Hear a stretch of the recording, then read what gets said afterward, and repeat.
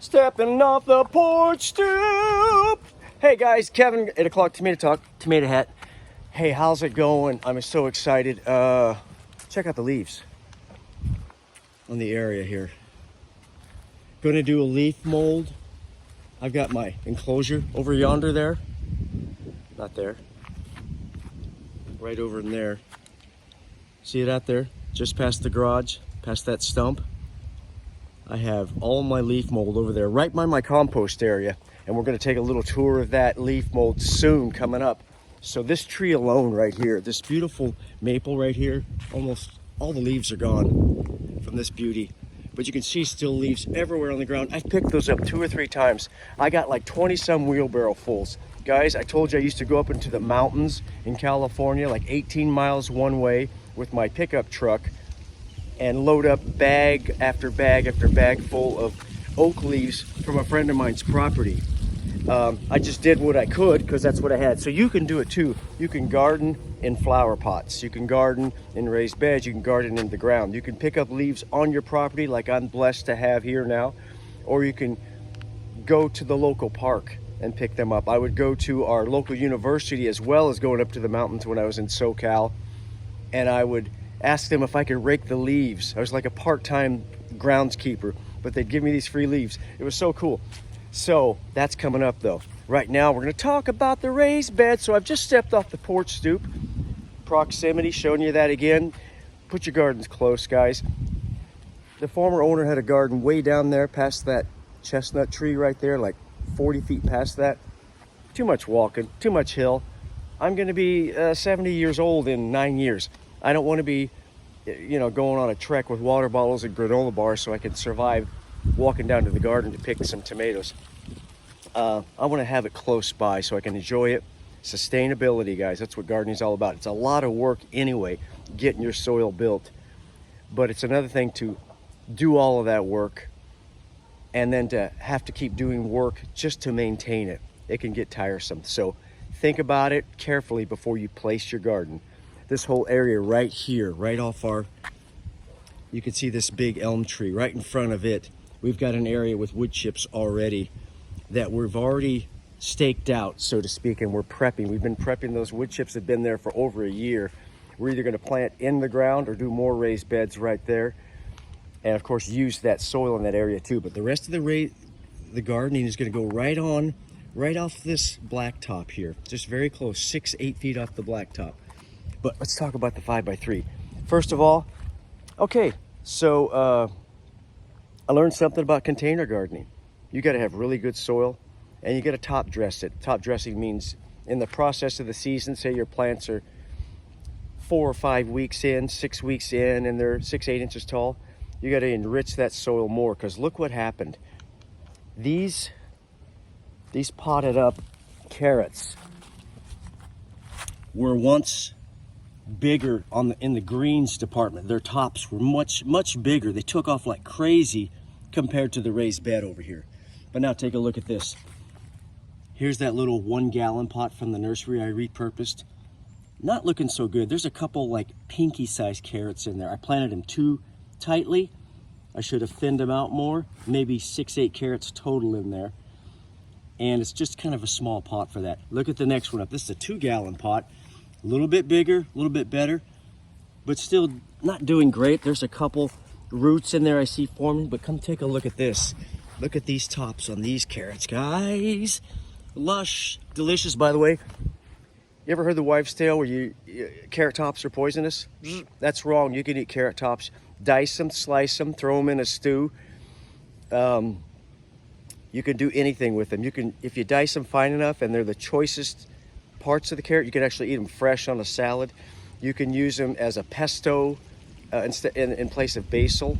You can use them in a pesto in place of basil. You can chop them up more generously and throw them in a stew for flavoring. There is 6 times more vitamin C in a carrot's tops than in a carrot's roots. Is that crazy or what? So anyway, take a look at this. Look at these carrots. Lush, beautiful. I'm gonna take you over here closely to this raised bed. I've got the soil and the mulch pulled back. You see those roots? Look at that, guys. They're really, there's a radish in the way, but you can see I've got 2 or 3 roots exposed there. I'm gonna cover that back up now. But they're doing pretty good. So yeah, speaking of radishes, I've got daikon radish right in here. We're kind of just doing a flyby here real quick. Daikon radish right in there. You can kind of see them all coming along. The carrots are doing great. On the other side of the carrots, I got my random beet who moved out of the neighborhood, but he's still friends with the rest of the beets over here. Doing well. I've got some Japanese turnips I've squeezed in right here at the very end. You see the foliage is much different than the sticks out from the ferny foliage of the carrots, and they may get shoved out, crowded out. They're a little too tight in there. And see, the issue is I'm growing a root crop, which is Japanese turnip. You're eating the roots mainly, next to another root crop carrot. So they're really competing for soil there. So that may have been a mistake, but I tried it. It's experimenting. Gardening is fun. Let's experiment, right? So check that out. So Japanese turnips right there. All the carrots right here, really looking good. Much bigger than these tops. I ran out of nutrients here. Like I say, I learned something about it. Cilantro. Cilantro's not doing too bad though. It's a smaller pot than this carrot one even, and yet it's still doing okay. So the cilantro is looking pretty good. Mizuna, same as the carrots. Check it out. These started off with a bang. Got them in too tight though. I should have thinned them out a little bit more. Look at the Mizuna over here. This is just one plant. We've been cutting off of this one for salads and for stir fry. Look at the Mizuna here. This is only 3 or 4 random ones. Remember, I had the seeds sitting right here when I was planting, and they fell into there inadvertently and planted themselves. Well, they're huge. They're 4 times the size of these. So I'm learning about container gardening. It can be done, but stay on top of that soil. Make sure it's a real rich mixture initially, and make sure you enrich the soil if needed as you're 3 or 4 or 5 weeks into the growth cycle of that plant, because you really want to keep that. That's all you have for soil, is what's in the pot there. So you have to watch the size of the pot, and you have to watch the spacing of your plants, and you've got to top dress that soil with some really good compost or really good plant food, preferably organic plant food. Let's take a look at the rest of the raised bed. So the lettuce, remember the lettuce that just never took off? We got something going on here. There's a little bit. You can see it kind of tucked in there. Very, very tiny. You know, and there's one over here. That one is looking pretty good. You can see it right next to the tatsoi here, but they're just not going to get that big. But we'll see. We've got about a week or 10 days of pretty nice fall season weather. Upper 60s, low 70s for the high, low 50s to the mid 40s for the low, and that will make some good growing. So we'll see how this goes. Maybe I will get some lettuce after all, but I have a feeling they're going to be little mini heads. Nothing like those 18-inch tall ones I was growing in California, but I'm getting there. So that was because, if you remember, I planted old seed. It put me behind the 8 ball time-wise, so I lost 2 weeks of growth time. And during the fall, it's really crucial that you time. It's a good example of timing right.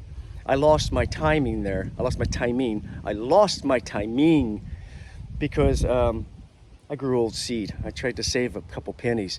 So I planted the 2022 seeds the 2 weeks later when I found out these 2018 seeds failed. And they did just fine, but I was already kind of late. I should have, you got to make sure what you do sticks, you know. So that didn't work. So from now on, I plant good seed, especially in the fall. Here's the tatsoi, Asian green, lush, looking good. It's getting those nice rosette kind of look to it. See how thick those are getting? I probably could have thinned these a little more, but they look great. This is all tatsoi, this real deep green stuff right along through here. So we got the lettuce right next to it here in a tiny little row.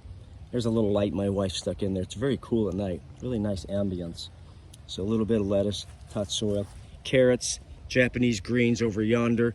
The beets, guys, beets are doing fantastic. Take a look at some of these. Roots are starting to form. So these will just sweeten up as the weather gets cooler. Sorry about the camera work there. So you can see down in there, I got a little bit of a root forming. But over here, look at this. Look at this beetroot. Oh, by the way, I got some more daikon radish growing right in here, just right on the edge. See, there's 4 or 5 of them. Just kind of tuck it in and try it. Sometimes you realize, okay, experimentally, too much experimenting. I planted them a little tight, maybe. We'll see how they do, though. The daikon radish, they may have needed a little more sun. The ones growing here,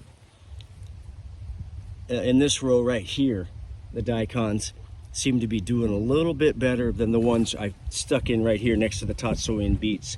Anyway, back to the beets. Look at this thing right here, guys. Isn't that a beauty? Can you see that? Really, really nice looking beet right in there. And that's going to be a nice one to harvest sometime soon. The next week or so I'll probably pull that up. But we've been pulling greens off these beets. We've probably harvested 2 or 3 pickings already off these beets for sauteing. So you can see the leaves. I mean, compared to my hand, look at that. These things are really, really nice. So the 5x3, once again, start small. Start small. 5 foot by 3 foot. Think big. I'm thinking big. I'm going to harvest over 75 plants out of this one little 5x3 space because of good dirt I got from the woods under rotten logs and leaves. I just dredged it up, shovelful at a time, wheelbarrow full by wheelbarrow full. Underneath there, remember we did if you look at the other videos, we did hugelkultur, rotting sticks and rotting logs. I mean, I'm talking 2-inch rotting where you could like break it over your knee. That rot, kind of rot level. Nothing real fresh. It'll take forever to break down. There's a guy down under that does self-sufficient me. Mark does an awesome channel, and he talks about the lack of rotting down that his hugelkultur did. His logs were a little too big and maybe a little too fresh. These are smaller, so I sort of modified mine, piggybacking off the information he gave, and did smaller logs and sticks and much more in a rotting state. So lots of fungus growing on them, great for the soil, fungal activity. So underneath here, this good dirt, 6-8 inches of good dirt, is a layer of dried grass clippings, weeds, straw kind of material, stuff from around the property, little sticks, and underneath that is the rotting logs, very rotted logs and very rotted branches and stuff. So this isn't all dirt. Start small, think big. You can do it, even with containers. I'm learning about containers, guys. Just little bits at a time. In California, I had so much space, I didn't bother with containers. But for the sake of this video, and for the sake of this property, where I, out of necessity, had to, for space, grow tomatoes and stuff in pots this year, I learned something. So I'm learning about growing in containers, and I may keep doing it so that I can show it to you guys that you can do this. There's another channel I reference. I don't know if I've referenced him yet, but James Prigioni, the gardening channel, aptly named. Him, along with Epic Gardening, the Millennial Gardener, and a few others, top of the line gardening shows. Please check them all out. Subscribe to those guys. They're doing a great service to this country and to this world, showing us that it's accessible. And that's kind of what I'm trying to do too. Gardening is accessible. James Prigioni has a really good size homestead size garden. I think it's a ninth of an acre, but that's a pretty good chunk of land. But yet he gardens in pots. He grows the upside down tomatoes hanging, and because he's showing people that have just a balcony to grow in, you can do it. People who have just a tiny postage stamp yard, you can do it. And that's the kind of thing I'm trying to give to you guys as well. That kind of message is start small, think big, hence the 5x3. That's all I had a chance to do this fall. And then you can see my cover crops over there, by the way, doing good. And our new 8x3, just real quick. Okay, this is daikon radish, red clover, and spring oats. The spring oats is going to die in about 2 or 3 weeks with our first big frost. The rest of this radish and clover will keep growing through the winter. I'm just growing this to put cover on the ground. When you're doing organic gardening, when you're trying to do no-till gardening, which is slowly catching on in this country as well as around the world, you don't want to till, and you always want to keep that, or keep tilling at a minimum. You always want to keep that ground covered, either by what you're planting, by mulch, or covered by a cover crop, as I'm doing here. Looks like grass I'm growing in there, right? No, I'm not crazy. That's not grass. That's the spring oats and the daikon radish and the red clover. So, but starting small, thinking big, guys. Check out those other gardening channels. Please subscribe. Hit that subscribe button. Hit like. I've got like 25 subscribers right now. I'm very excited about it. We're going to do music on this channel soon. I've been talking to my son. He's a fantastic musician, and he's going to help me out. There could be a theme song coming up for 8 o'clock Tomato Talk in a while, though. For now, we've just got a hat, and my cute grandson who helps me out sometimes, Jones. But there we go. There's an update on the 5x3, guys. Start small, think big. Over 75 plants in a 5x3 area, creating pounds of food for the family to eat. Best food on the earth grown in your backyard. 8 o'clock Tomato Talk. Talk to you later, guys. See ya.